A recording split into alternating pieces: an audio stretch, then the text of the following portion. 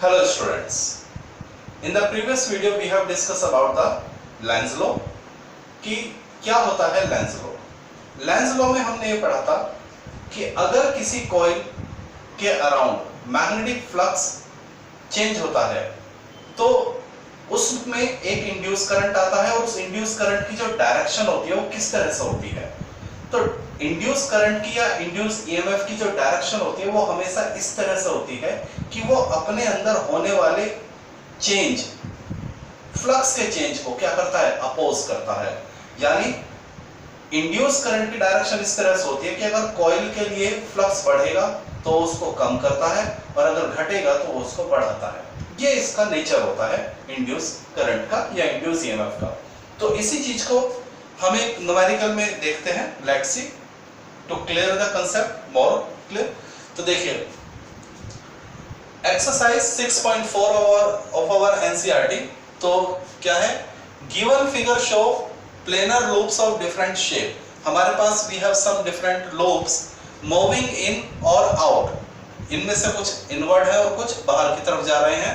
In reason of magnetic field, हमारे पास एक magnetic field है जो कि क्रॉस बना हुआ है, यानी मैग्नेटिक फील्ड की डायरेक्शन क्या है, inward, which is directed normal to the plane of the loop away from the reader. यानी रीडर यानी जो पढ़ने वाला है, ठीक है, यानी रीडर से इनवर्ड अंदर की ओर, ठीक है।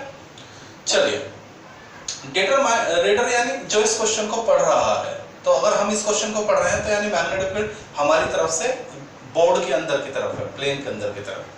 Determine the direction of induce current in each loop using the Lenz law. तो हमें इन सब में इंड्यूस करंट की डायरेक्शन चाहिए यूजिंग द लेंज लॉ। तो चलिए वन बाय वन इसको करते हैं शॉर्ट आउट। ओके, तो let's do the first part. ये हमारा फर्स्ट पार्ट हो गया, इसको हम करते हैं। तो इसमें अगर आप देखेंगे फर्स्ट पार्ट को अगर देखेंगे तो हमारा जो लूप है वो मैग्नेटिक फील्ड के अंदर जा रहा है। Loop A B C D moving inward the magnetic field due to विच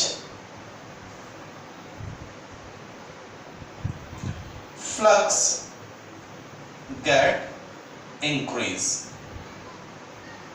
तो बहुत सिंपल सी बात है, लूप मैग्नेटिक फील्ड के अंदर जाएगा तो वो ज्यादा से ज्यादा मैग्नेटिक फील्ड को महसूस करेगा, तो उसके लिए फ्लक्स क्या होता जाएगा, इंक्रीज होता जाएगा।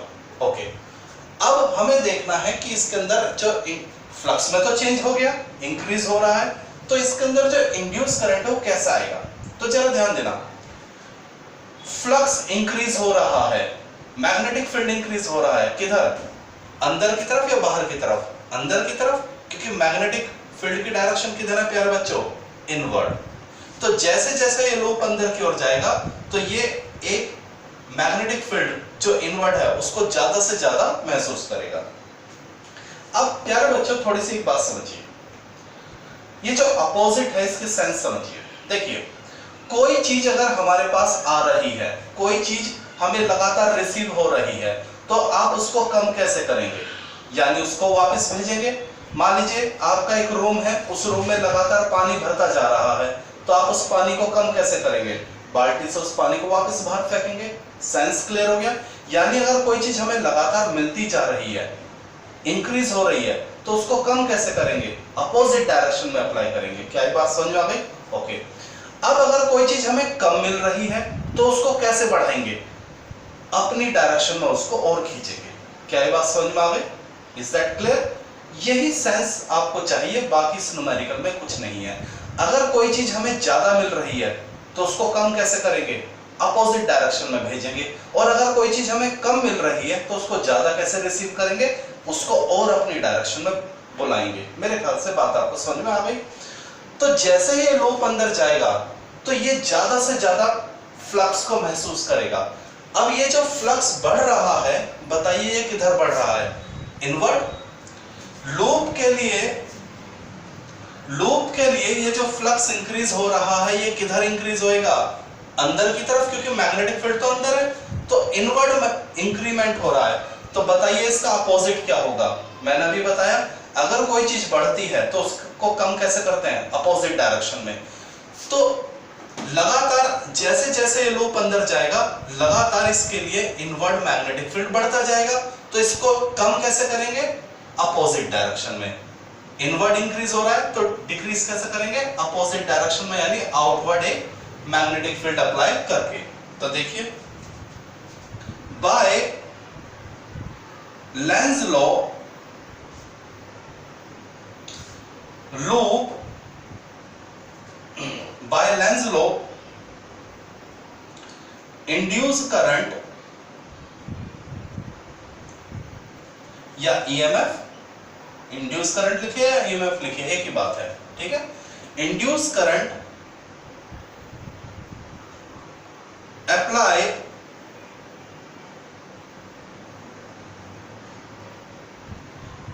magnetic field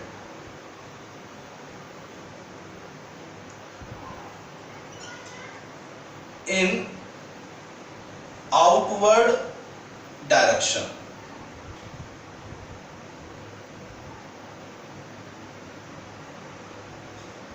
to oppose the flux change। तो जो इंड्यूस करंट है वो क्या करेगा, जो फ्लक्स धीरे धीरे बढ़ रहा है उसको अपोज करने के लिए क्या करेगा,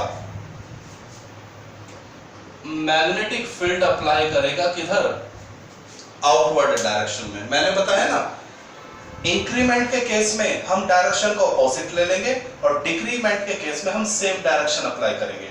तो यहां फ्लक्स बढ़ रहा है तो मैग्नेटिक फील्ड की पहले डायरेक्शन क्या थी, इनवर्ड, तो अब क्या ले लेंगे, आउटवर्ड। कंसेप्ट क्लियर हो गया। अगर मैग्नेटिक फील्ड बढ़ रहा है तो आप क्या करेंगे, अपोजिट थंब को कर देंगे, थंब को अपोजिट अप्लाई करेंगे। और अगर कम हो रहा है तो उसी डायरेक्शन में। तो जैसे ये अंदर जाएगा तो इनवर्ड मैग्नेटिक फील्ड क्या हो रहा है, बढ़ रहा है। तो बढ़ने के लिए हम इसको कैसे कम करेंगे, अपोजिट फील्ड अप्लाई करेंगे। तो थंब देखिए कैसा है, आउटवर्ड। तो आपकी उंगलियां देखिए कैसे घूम रही हैं, आपकी उंगलियां कैसे घूम रही हैं, एंटी क्लॉकवाइज। तो इसमें जो करंट की डायरेक्शन होगी वो एंटी क्लॉकवाइज होगी, क्योंकि बाहर की ओर फील्ड निकालना है बैलेंस करने के लिए। To oppose the flux change, hence induced current flow in anticlockwise. कैसा फ्लो करेगा, एंटी क्लॉकवाइज फ्लो करेगा। तो एंटी क्लॉकवाइज क्या होता है, कहीं से भी स्टार्ट कीजिए। अगर आप ए से स्टार्ट करेंगे तो A B C D A, B से स्टार्ट करेंगे तो बी सी डी ए, सी से स्टार्ट करेंगे तो सी डी ए बी, कुछ भी कर लेते हैं। तो मैं एनसीईआरटी को फॉलो करता हूं, तो एनसीईआरटी वालों ने यहां से स्टार्ट करा है B C D A B. वैसे ऐसी कोई पाबंदी नहीं है, बस मेन बात है मार्क्स तो आपको इस बात के मिलेंगे कि एंटी क्लॉकवाइज है, बस उसी पे मार्क्स मिल जाएंगे। आप फिर चाहे सिंबल का नोटेशन कैसे भी करें कोई फर्क नहीं पड़ता, मार्क्स तो आपको इसी पे मिल जाने हैं, एंटी क्लॉकवाइज पे। तो क्या ये बात समझ में आ गई, इज दैट क्लियर। चलिए नेक्स्ट करते हैं, आपको और कंसेप्ट क्लियर हो जाएगा। देखिए वीडियो को पॉज करके इसको लिख लेना, ठीक है। Now second part, loop ABC moving outward. जो लूप है वो किधर जा रहा है, आउटवर्ड, मैग्नेटिक फील्ड से बाहर जा रहा है। The magnetic field outward, the magnetic field due to which flux get, बताइए क्या होगा उसके लिए, तो फ्लक्स डिक्रीज हो जाएगा। भाई जो चीज मैग्नेटिक फील्ड के पास आएगी वो ज्यादा फ्लक्स महसूस करेगी, और जो मैग्नेटिक फील्ड से दूर जाएगी वो क्या करेगी, डिक्रीज इन फ्लक्स महसूस करेगी। क्या ये बात समझ में आ गई, ओके। तो by Lenz law induce current यानी EMF apply magnetic field in. अब मुझे बताइए जो लेंज लॉ से अपोजिट फ्लक्स होगा वो किधर होगा, अपोजिट फ्लक्स, समझिए अपोजिट फ्लक्स। तो मैंने आपको क्या बताया था, अगर कोई चीज हमारी तरफ बढ़ती है, इंक्रीज होती है, तो अपोजिट कैसा होगा, रिवर्स डायरेक्शन में। लेकिन अगर कोई चीज हमारी तरफ घट रही है तो उसको बढ़ाएंगे कैसे, उसको और अपनी तरफ लाएंगे। तो देखिए जब ये लूप बाहर जाएगा तो इसके लिए इनवर्ड फ्लक्स क्या हो जाएगा, कम। तो बढ़ाएंगे, क्या कम हो रहा है तो क्या करना है, बढ़ाना है। तो कैसे बढ़ाएंगे, और फ्लक्स अंदर की तरफ लेकर जाएंगे। क्या ये बात समझ में आ गई? तो अप्लाई मैग्नेटिक फील्ड इनवर्ड। क्या ये बात समझ में आ गई? मेरे ख्याल से आपको समझ में आ गई होगी। Inward direction to oppose the flux change. अब जरा ध्यान देना,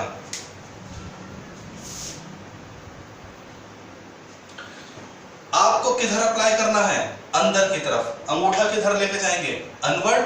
तो उंगलियों को देखिए कैसे घूमेगी, उंगलियां कैसे घूम रही हैं, क्लॉकवाइज। तो ये डायरेक्शन हो गई करंट की। तो यहां जो करंट आएगा वो कैसा आएगा, क्लॉकवाइज आएगा। अब मेन मार्क्स तो आपको इसी बात पे मिल जाने हैं, क्लॉकवाइज पे। अब चाहे आप क्लॉकवाइज को कैसे लिख दो, ए सी बी ए, बी ए सी बी, सी बी ए सी। हमें तो क्लॉकवाइज चलना है, चाहे कहीं से भी स्टार्ट कर दो आप, ठीक है। तो बी ए सी बी, क्लियर हो गया? चलिए नोट कर सकते हैं वीडियो को पॉज करके। एक और करते हैं, फिर आपको अच्छी तरह से इसमें प्रैक्टिस हो जाएगी। देख लीजिए। In the third one we are doing, देखिए थर्ड केस में क्या होगा, loop A B C D. इसमें फिर हमारे पास एक लूप है ए बी सी डी। किधर जा रहा है, moving out the magnetic field. ये मैग्नेटिक फील्ड से बाहर जा रहा है। तो जब मैग्नेटिक फील्ड से बाहर जाएगा तो इसके लिए फ्लक्स क्या होता जाएगा, कम होता जाएगा, क्योंकि ये धीरे धीरे मैग्नेटिक फील्ड से बाहर निकल जाएगा। तो ये कोई मैग्नेटिक लाइन को महसूस ही नहीं करेगा, तो फ्लक्स क्या होगा, कम। तो अब फ्लक्स क्या हो रहा है, कम। तो अपोजिट फ्लक्स क्या हुआ, बढ़ना। बात समझ आ गई? अपोजिट फ्लक्स धीरे धीरे क्या हो रहा है, कम। तो अपोजिट क्या होगा, बढ़ना। और कम के लिए हम कैसे बढ़ाते हैं, सेम डायरेक्शन में। बात समझ आ गई? अगर फ्लक्स बढ़ेगा तो उसको घटाते हैं, कैसे, अपोजिट डायरेक्शन में। और फ्लक्स अगर घट रहा है तो उसको क्या करते हैं, बढ़ाते हैं, इन द सेम डायरेक्शन। इस चीज को नोट कर लीजिए आप। नंबर वन, अगर फ्लक्स इंक्रीज होता है तो हम उसको घटाएंगे, किधर, अपोजिट डायरेक्शन में। और अगर फ्लक्स डिक्रीज होता है तो हम उसको बढ़ाएंगे in the same direction. Clear हो गया? तो ये लूप बाहर आएगा, तो जब ये बाहर आएगा तो धीरे धीरे मैग्नेटिक फील्ड कम होता जाएगा, फ्लक्स कम होता जाएगा। तो हम फ्लक्स को क्या करेंगे, बढ़ाएंगे। By Lenz law induce current apply magnetic field in, बताइए, बढ़ाने के लिए क्या करते हैं, सेम डायरेक्शन। तो पहले वाला फील्ड किधर था, इनवर्ड, तो और उसको मैग्नेटिक फील्ड देंगे in inward direction to oppose the change, hence induce current. तो देखिए किधर जाना है, इनवर्ड। तो उंगलियों को देख लीजिए कैसे जाएगी, क्लॉकवाइज। तो इसमें भी जो करंट हो जाएगा वो क्या होगा, क्लॉकवाइज ही होगा। क्या ये बात समझ में आ गई? ओके। अब चाहे नोटेशन कैसे भी लिख दीजिए, ए क्लॉकवाइज का नोटेशन कैसे, ए बी सी डी ए, कैसे लिख दीजिए, ए बी सी डी ए। तो आप इस न्यूमेरिकल की प्यारे बच्चों साइंस को समझिएगा, न्यूमेरिकल बहुत ही इजी है, ठीक है। चलिए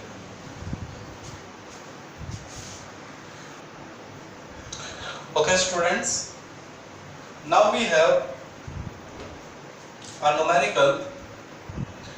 ये काफी एग्जाम में आपके आ जाता है कोई भी केस, ठीक है। तो जरा समझिए इस चीज को।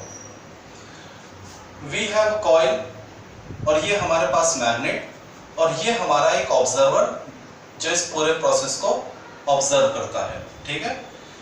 तो इसमें देखिए हमसे पूछा गया है करंट की डायरेक्शन। तो ये जो मैग्नेट है ये किधर जा रही है, कॉइल की तरफ जा रही है। तो याद रखिए सिंपल सी बात, कॉइल में अगर मैग्नेट कॉइल की तरफ जाती है तो कॉइल में सेम पोल प्रोड्यूस हो जाएगा, और अगर मैग्नेट कॉइल से दूर जाती है तो कॉइल में अपोजिट पोल प्रोड्यूस हो जाएगा। यानी कॉइल का सीधा सा काम है, मैग्नेट पास आएगी तो उसको पास नहीं आने देगा, और अगर मैग्नेट दूर जाएगा तो उसको दूर नहीं जाने देगा। तो मैग्नेट जब पास आएगी तो उसको पास नहीं आने देगा, यानी क्या करेगा, रिपेल। और रिपेल के लिए क्या करता है, सेम पोल। तो देखिए अगर ये मैग्नेट इस कॉइल के पास आएगा तो कॉइल का नेचर क्या है, पास आएगा तो पास नहीं आने देगा और दूर जाएगा तो दूर नहीं जाने देगा। तो ये मैग्नेट जब कॉइल के पास आएगा तो ये मैग्नेट इसको पास नहीं आने देगा, यानी क्या करेगा, रिपेल। और रिपेल कब करेगा, तो देखिए कौन सा पोल आ रहा है, नॉर्थ, तो ये यहां पर क्या प्रोड्यूस कर देगा, नॉर्थ प्रोड्यूस करेगा। क्या ये बात समझ आ गई? ओके, अब इधर देखिए, अब अगर मैग्नेट इससे दूर जाएगा तो ये कॉइल क्या करेगा, इसको दूर नहीं जाने देगा, यानी इसको अट्रैक्ट करेगा। तो नॉर्थ है तो क्या बनाएगा यहां पर, साउथ। इधर देखिए, अगर ये साउथ इसके पास आएगा, मैग्नेट पास आ रही है, तो यहाँ पे क्या है, साउथ, तो यहाँ ये कॉइल क्या करेगी, साउथ पोलैरिटी बना लेगी इसको रोकने के लिए। और मैग्नेट अगर दूर जा रहा है तो यानी साउथ पोल दूर जा रहा है, तो इसको अट्रैक्ट करने के लिए क्या बना लेगा, नॉर्थ पोलैरिटी बना लेगा। क्या ये सेंस समझ में आ गई? ओके, अब देखिए, सबसे पहले तो ये समझ में आ गया पोलैरिटी कौन सी बनेगी। अब बात आती है करंट। तो देखिए करंट कैसे पता चलेगा, इसमें ये एरो और ये एरो लगाइए। क्या ये बात समझ में आ गई? और एस है तो ये वाला एरो और ये एरो, ठीक। तो देखिए ये एरो एज इट इज और ये वाला एरो एज इट इज, तो बताइए क्या बन गया, बताइए क्या दिखाई दे रहा है, एंटी क्लॉक वाइज करंट। तो इसमें करंट कैसा आएगा, एंटी क्लॉकवाइज।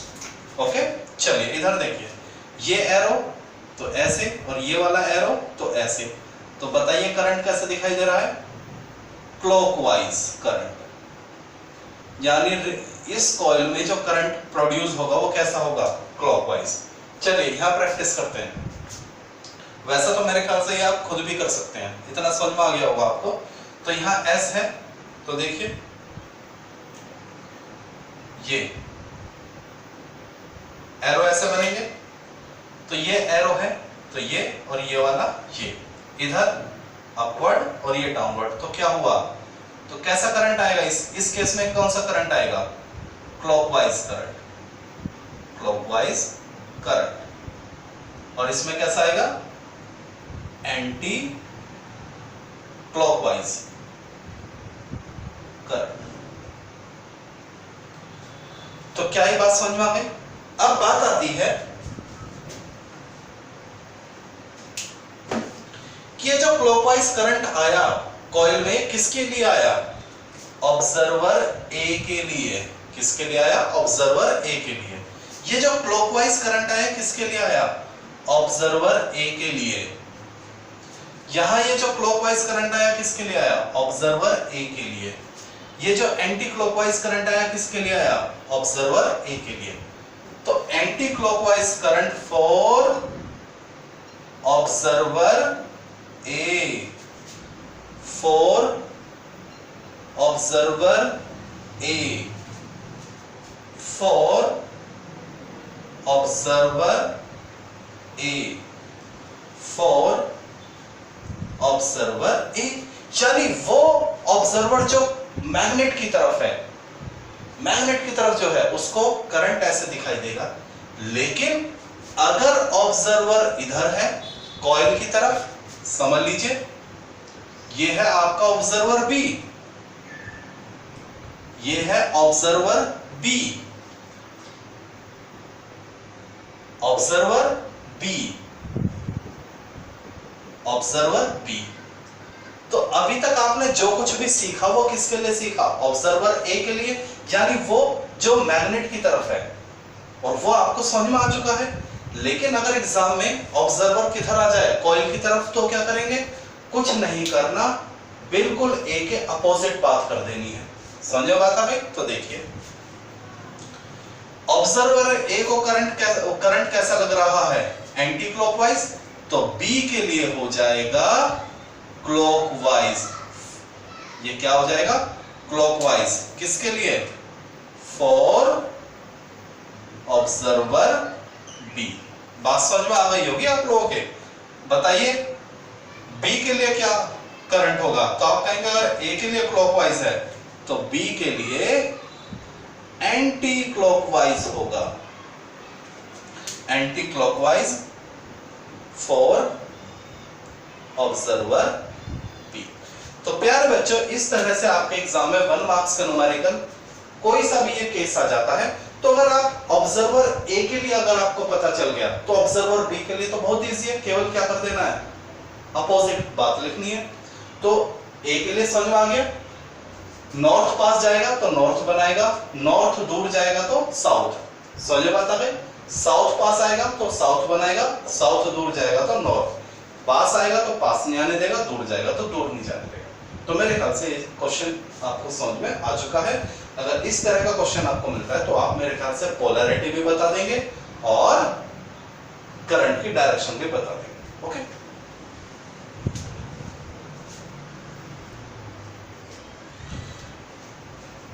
ये दोनों केस आपके लिए होमवर्क है कि बी के लिए क्या होगा, बी के लिए एंटी क्लॉकवाइज और यहां बी के लिए क्या हो जाएगा, क्लॉकवाइज। ये आप कर सकते हैं अपना।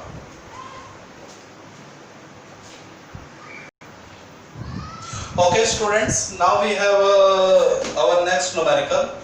ये आपके बोर्ड में 2-3 बार क्वेश्चन आ चुका है, तो इसको भी देखिए। इसमें भी वही बात पूछी है, find the direction of induced current. तो लेट्स सी, देखिए अब आप इसमें कहेंगे कि सर हमें सबसे पहली बात जो आएगी, सर हमें ऑब्जर्वर तो दिया नहीं है, जैसे इससे पिछले न्यूमेरिकल में वो ह्यूमन आइज बनाई हुई थी, तो आपको सेंस हो जाती थी ऑब्जर्वर की। तो प्यारे बच्चों, अगर न्यूमेरिकल में ऑब्जर्वर नहीं गिवन है तो आप हमेशा ऑब्जर्वर को मैग्नेट की तरफ मान के चलेंगे। ये बात समझ आ गई।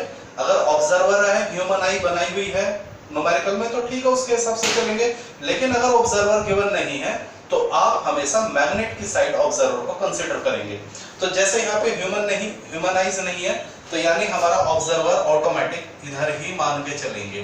क्या ये बात समझ में आ गई? ओके, चलिए। तो हमसे ये हमारी कॉइल है, ये हमारी कॉइल है, दिस इज कॉइल, और हमसे सीधी सी बात है इंड्यूस करंट की क्या पूछी है, डायरेक्शन। तो चलिए प्यारे बच्चे स्टार्ट करते हैं अपना कंसेप्ट लेके। तो यहाँ ये मैग्नेट कॉइल की तरफ जा रही है, तो नॉर्थ पोल से ये इसकी तरफ जाती है। तो आपको क्या मालूम है, अगर मैग्नेट कॉइल की तरफ आएगा तो वो उसको आने नहीं देगा, यानी रिपेल करेगा। तो रिपेल कब होगा, जब ये अपने अंदर क्या बनाएगी, नॉर्थ, और ये साउथ लेके आ रही है, तो ये भी क्या करेगी, तब साउथ बनाएगी। ओके, फिर आपको ये एरो बनाना सिखाया था आपको, ये देख लीजिए, ठीक। तो देखिए ये एरो इधर आ गया और ये वाला एरो इधर, ये एरो इधर आया, ठीक है। चलिए अब जरा इन एरो के हिसाब से चलिए, देखिए ये एरो जब जाएगा तो किधर जाएगा, ऐसे, और ये एरो कहां से आया होगा, इधर से आया होगा। देखिए ये ऐसे करंट चला है, दिस दिस दिस, समझे बात आ गई। इधर देखिए ये किधर जाएगा, ये देखिए ये इधर जाएगा, तो ये कहां से आया होगा, इधर से आया होगा, ठीक है, दिस दिस दिस दिस। तो इसमें बताइए करंट की डायरेक्शन कहां होगी, तो direction of induce current is, बताइए किधर है, y1 से y2 की तरफ, इज फ्रॉम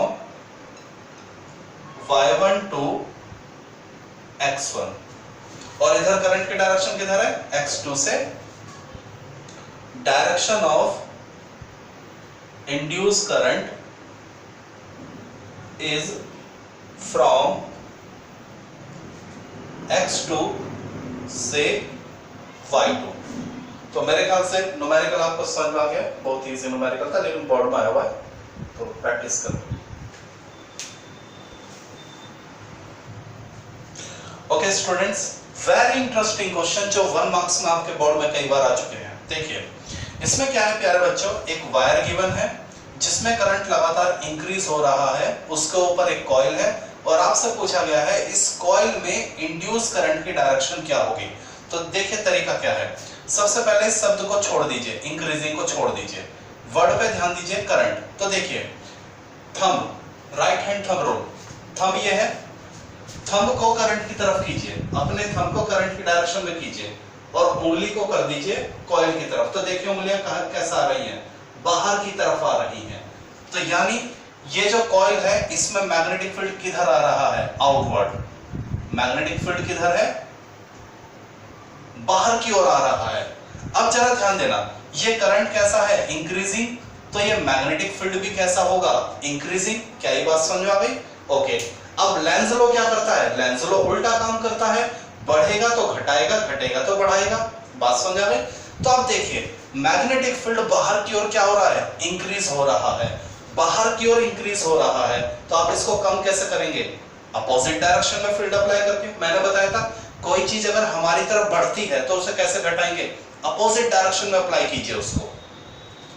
तो फील्ड बाहर की ओर आ रहा है और बढ़ रहा है, तो लेंज लॉ के हिसाब से हम इसको कैसे कम करेंगे, यानी इनवर्ट अप्लाई करेंगे। 1 2 3 बाहर आ रहा है, हम अपोजिट डायरेक्शन में 1 2 3 अंदर की तरफ अप्लाई करेंगे। तो हमें फील्ड अप्लाई करना है इनवर्ट, तो थंब को किधर रखिए, ऐसे इनवर्ट, और उंगलियों को घुमाइए तो देखिए कैसे आ रहा है। क्लियर हो गया?